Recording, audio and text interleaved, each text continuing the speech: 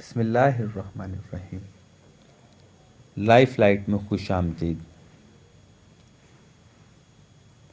اس نے ایک مانگنے والے کو جھٹ سے کچھ نکال کر دیا۔ میں نے کہا کہ بھائی دیکھ بھال کر دینا چاہیے، یہ فراڈ لوگ ہوتے ہیں اور عام انسان کے جذبہ نیکی کو ایکسپلائٹ کرتے ہیں۔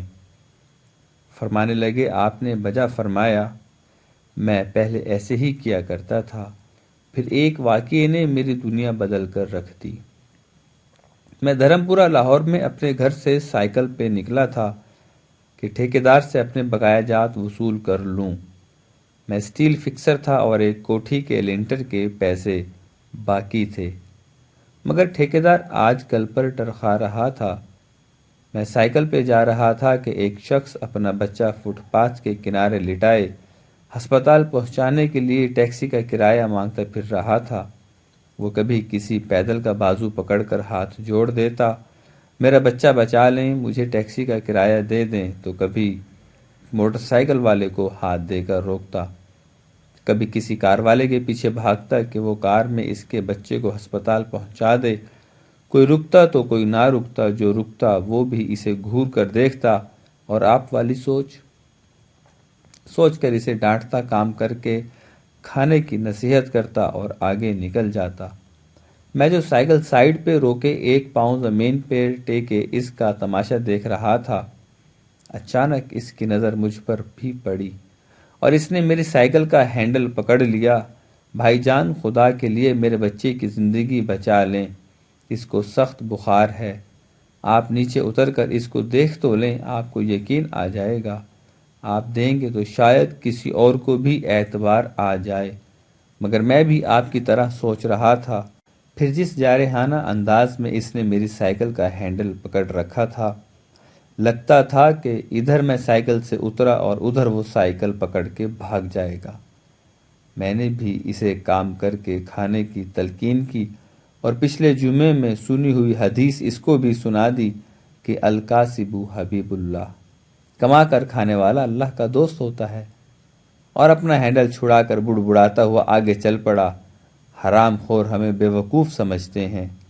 2-3 گھنٹے بعد جب میں بقایا جات وصول کر کے واپس آیا تو وہ ابھی اسی جگہ کھڑا مانگ رہا تھا۔ بچے کو اب وہ سڑک کے پاس لے آیا تھا اور اس کے چہرے سے کپڑا بھی اٹھا رکھا تھا۔ وہ دہاڑیں مار مار کر رو رہا تھا اور وہ بچے کے کفن دفن کے لیے مانگ رہا تھا۔ میں نے سائیکل کو روک کر پاؤں نیچے ٹیکا اور میت کے چہرے کی طرف دیکھا۔ پھول کی طرح معصوم بچہ زندگی کی بازی ہار گیا تھا۔ میرے رونگٹے کھڑے ہو گئے۔ میں نے جیب میں جو کچھ تھا بقایا جات سمیت سب بغیر گنے نکال کر باہر پھینکا اور اس سے پہلے کہ اس کا باپ میری طرف متوجہ ہو، سائیکل اس تیزی سے چلا کر بھاگا گویا سارے لاہور کی بلائیں میرے پیچھے لگی ہوئی ہیں۔ میں گھر پہنچا تو میرا برا حال تھا۔ تھوڑی دیر کے بعد مجھے بخار نے آ گھیرا۔ بخار بھی کچھ ایسا تھا گویا میرے سارے گناہوں کا کفارہ اسی بخار سے ہونا تھا۔ گھر والے مجھے ہسپتال لے کر گئے، نکلتے اور میں چرپائی سے چھلانگ لگا دیتا۔ مجھے ہسپتال نہیں جانا تھا، میں اس بچے کی طرح ایڑیاں رگڑ کر مرنا چاہتا تھا۔ 2-3 دن کے بعد بخار کو تو آرام آ گیا، مگر میں ذہنی مریض بن گیا تھا۔ مجھے لگتا گویا میرا اکلوتا بیٹا جو تیسری کلاس میں پڑھتا تھا وہ اس بچے کے کفارے میں مر جائے گا۔ میں نے بچے کا اسکول جانا بند کر دیا۔ بیوی کے بار بار اصرار کے باوجود میں بچے کو اسکول تو کیا دروازہ کھولنے بھی نہیں جانے دیتا تھا۔ 40 دن گزر گئے تھے اور بچے کا نام اسکول سے کٹ گیا تھا۔ وائف نے اپنے بھائی سے بات کی جو دبئی ایک کمپنی میں کیشیئر تھا۔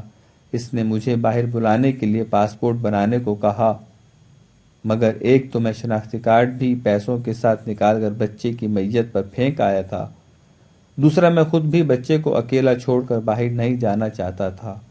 وہ 40 دن قیامت کے 40 دن تھے۔ 40ویں دن 10 بجے کے لگ بھگ ہمارے گھر کا دروازہ بجا۔ دروازہ میں نے خود ہی کھولا اور سامنے اس بچے کے باپ کو دیکھ کر مجھے چکر آ گئے۔ مجھے لگا جیسے ہم دونوں آمنے سامنے کھڑے خلا میں چکر کاٹ رہے ہیں، درمیان میں بچے کا چہرہ بھی آ جاتا۔ میری کیفیت سے بے خبر اس باپ نے مجھے دبوچ لیا اور پھوٹ پھوٹ کر رونا شروع کر دیا۔ وہ کچھ کہنے کی بجائے میری ٹھوڑی کو ہاتھ لگاتا اور اسے چوم لیتا، جبکہ میں پتھر کا بت بنے اس کی گرفت میں تھا کہ اچانک مجھے جھٹکا لگا اور میری چیخ کچھ اس طرح نکلی جیسے کسی کو پانی پیتے وقت اچھو لگ جاتا ہے اور پانی اس کے منہ اور ناک سے بہہ نکلتا ہے۔ میں اس بچے کے باپ کو سختی کے ساتھ سینے سے لگائے یوں رو رہا تھا گویا اس کا نہیں بلکہ میرا بچہ مر گیا ہے۔